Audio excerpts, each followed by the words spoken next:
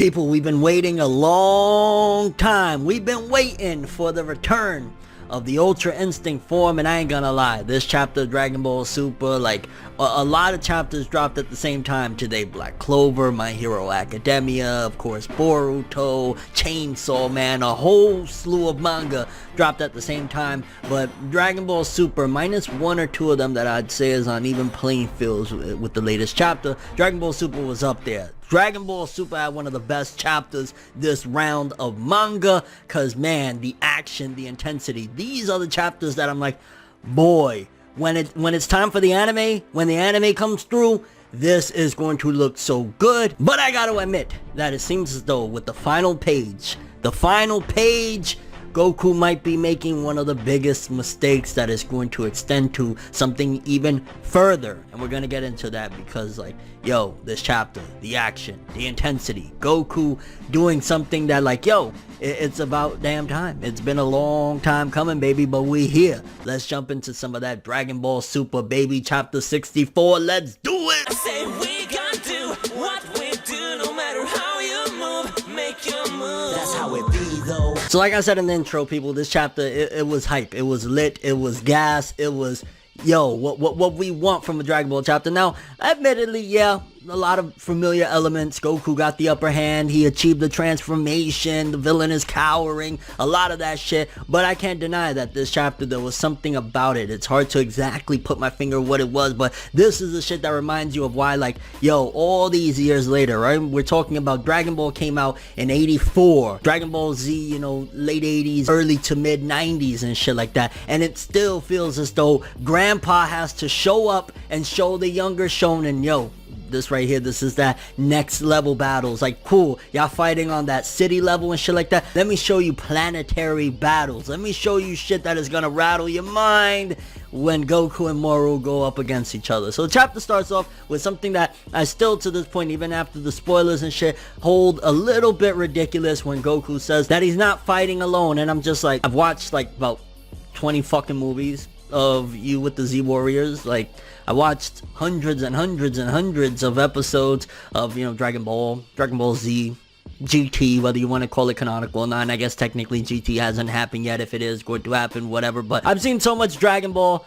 For Goku to say some shit like that when he's seen time and time again, even when he was dead, his friends got up and helped his son defeat Cell. Like, we've seen time and time again, you're not fighting alone, fam. You're not. So for him to say that, it felt like, I don't know if Toyotaro meant something different. Maybe Goku forgot along the way, or sometimes it feels like the battle is so intense and so otherworldly that none of his friends are on that level, that it makes him forget sometimes, like, yo, it's not just me. It's not just the weight of the world is on my shoulders, or technically the universe at this point. We even passed just the world or whatever. So maybe that's where he was going with it, but I still felt like, that sounds more like a younger shonen character saying some shit like that, opposed to like this OG of vets upon vets that Goku is at this point. And you see in the beginning that Goku is visibly struggling a bit to stay calm, because he's right now in that transformation or intermission between the transformation point where it could go either way. Like, obviously the path to Super Saiyan is going buck wild crazy, like,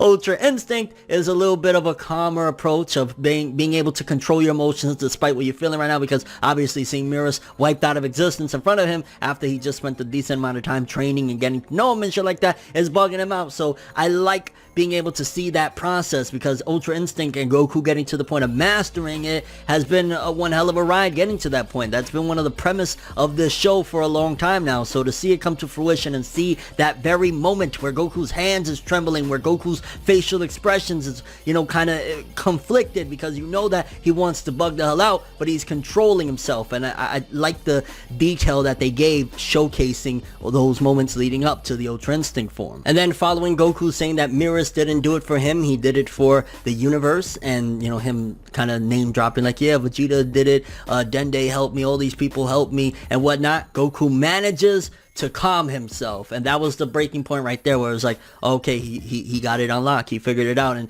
if you think about it, I like that with everything we've seen historically with Dragon Ball, of like people raging, and the rage is what they use in order to fight and shit like that. It's a lot harder, and it's a lot more traumatic, if you think about it on the mind, to be able to watch something as traumatic as somebody you care for die right in front of your eyes, and then being able to calm yourself and stay calm enough to not freak the hell out, right? Like Goku, nowhere in Z, for good portions of it, would have been able to do that. When he saw Krillin die, for example, in the Frieza saga, which was a defining moment in Dragon Ball history of him turning Super Saiyan, he bugged the hell out. He wouldn't have been able to stay calm. So seeing it does give you an example and a showcase of what a next level thing, because we got to think that Dragon Ball is riding on a ginormous legacy at this point, right? It's not like a up and coming shonen. It's not like, you know, anything of that sort. This is a legend, OG, so it has to try and do things differently opposed to what the average shonen does, of like, yo, the anger being, you know, the anchor to where you want to go and shit like that. It's the exact opposite. It's almost like the maturation of Dragon Ball and Goku, and, you know, the Super Saiyan transformation of where it was of just, you know, harnessing anger to getting, you know, stronger with it, to harnessing the anger and turning the anger to it's okay. So if you even think about it, and I'm not trying to give Naruto points at this point, it's almost as if you go back to when Naruto conquered his anger in himself and he gave himself a hug without the like corny cheesiness of it. It's something like that, but I just feel as though it's just doing so much more for Dragon Ball's legacy, and again, going a different route opposed to the transformations we've seen prior to this point. And then he goes and asks Jocko like, yo, why you joined the Galactic Patrol? Jocko says it was to save the universe, and also because the uniform looked cool, and Goku's like, yeah, Mira said that, which I still don't think, like, I don't remember Mira saying that. I mean, I guess maybe off camera he's like, yo, this uniform is lit, fam, I ain't gonna lie, I feel like I'm fresh to death in the Galactic Patrol gear.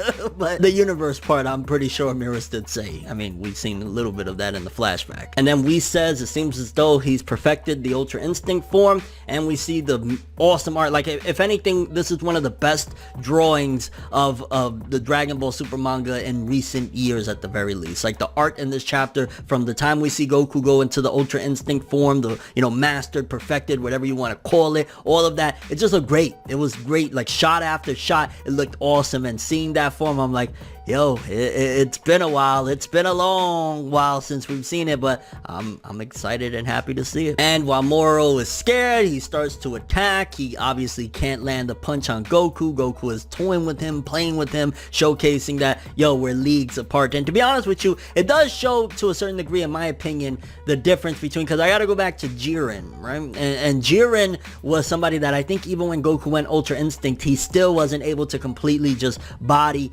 Jiren. So I would throw the argument out there that Jiren is somewhat underrated. Jiren probably, if we would have thrown him at Moro, depending on the circumstances, might have been able to throw a decent fight against Moro. I would argue that Jiren, strength-wise, is better than Moro. Maybe Moro had more dastardly techniques, and he was evil, and he did some shady shit and did whatever he could to, you know, keep on going. But if you're looking at it in the scale of things, like Ultra Instinct Goku versus Jiren, and maybe Goku has surpassed where he was. Obviously, you know, he's had some training and shit like that, so maybe there's a difference. But when Goku went Ultra Instinct against Jiren, there was still a little bit of a fight that was being put up. Moro was outclassed clearly, and it's dope that even while like Goku has him outclassed and shit like that, Whis and Beerus comment that, oh, he's still fine-tuning the technique. He's still, as he's having this little squabble right there, still learning, still tweaking it and whatnot. So it's showcasing just how much of a genius Goku can be, especially when it comes to combat and shit like that. And it's just funny, like, this chapter, it just like kind of turned Moro around. Like, Moro, when he had the upper hand, it shows how much of a coward of a villain he is, because when he had the upper hand, he was talking massive shit. And this one, once he sees Ultra Instinct, he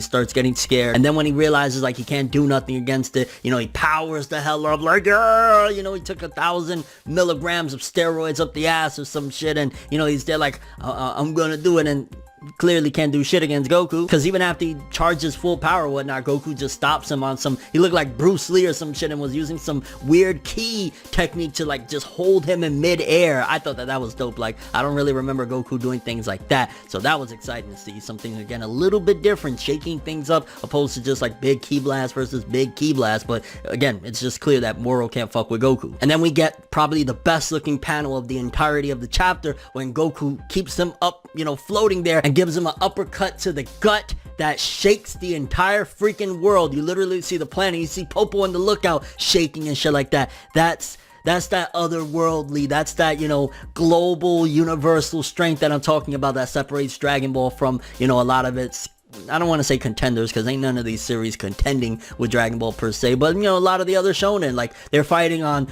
city level at best and shit like that.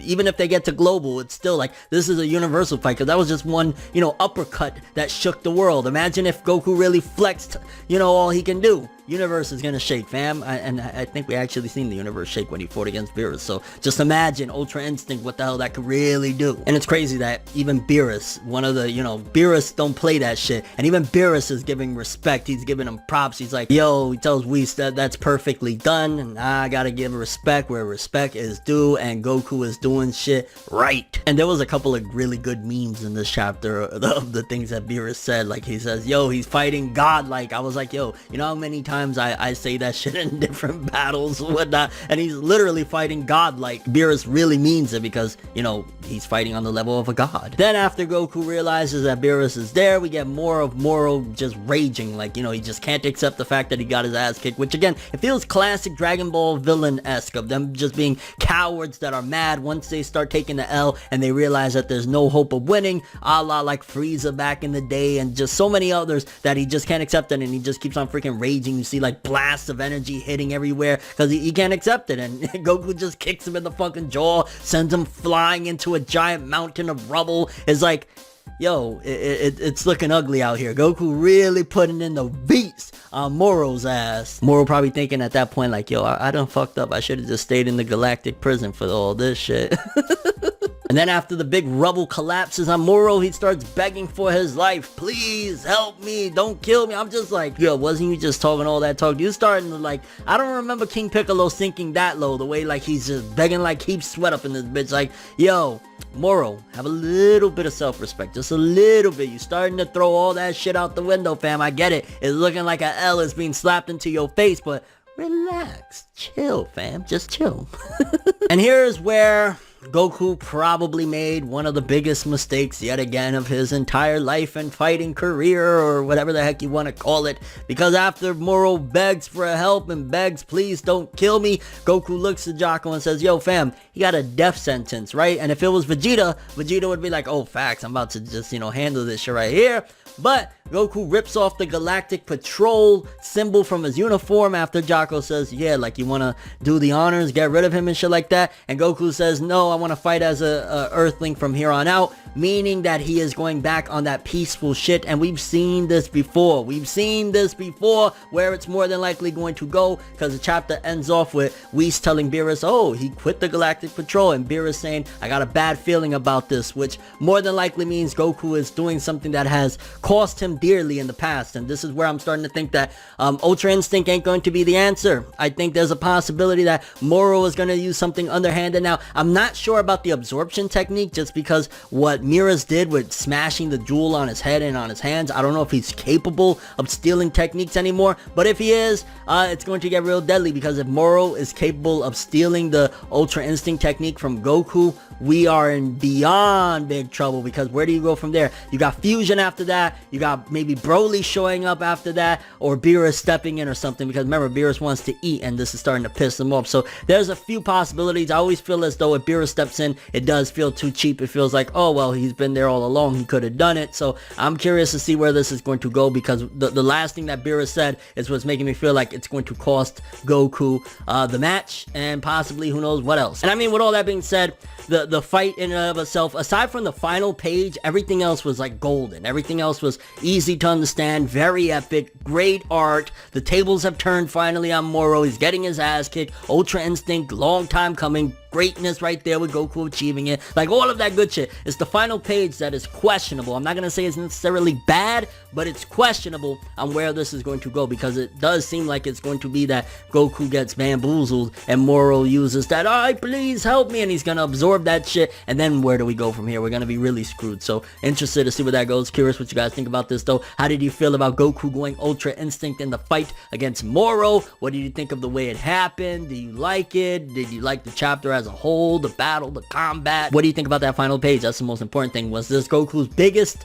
mistake he's made so far? Because seemingly Moro could turn the tables on him, because Moro's acting like a cowardly villain, and with his technique, he's gonna need Vegeta if Goku loses his Ultra Instinct right there, if, like, you know, it gets sucked out of him or whatever, the ability. I mean, obviously he'll still be able to, I guess, use it. It's not like it's gone, but Moro having access to that is a whole different story right there. I mean, your overall thoughts and expectations for the future Dragon Ball Super's manga with chapter 65 and beyond. I got a bad feeling, just like Beerus said, the last panel says it all. My opinion. Maybe I'm off, but that's all I have for this one. Thanks for watching. Hope you enjoyed. If you liked anything I had to say or enjoyed the video, drop me a like. I'd greatly appreciate it. And if you want more from me, make sure to subscribe. Follow me on Twitter, Instagram. Hit that bell to get all notifications. And if you want to follow any of my other social media, links in the description below. I'm ForneverWorld, and as always, people, have an awesome day. And remember the golden rule: anime and manga for life, boy. Have an awesome day. Peace in, and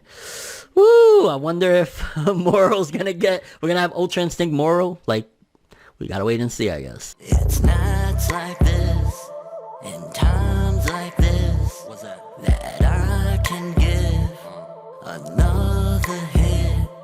But I've got this inside a switch, a natural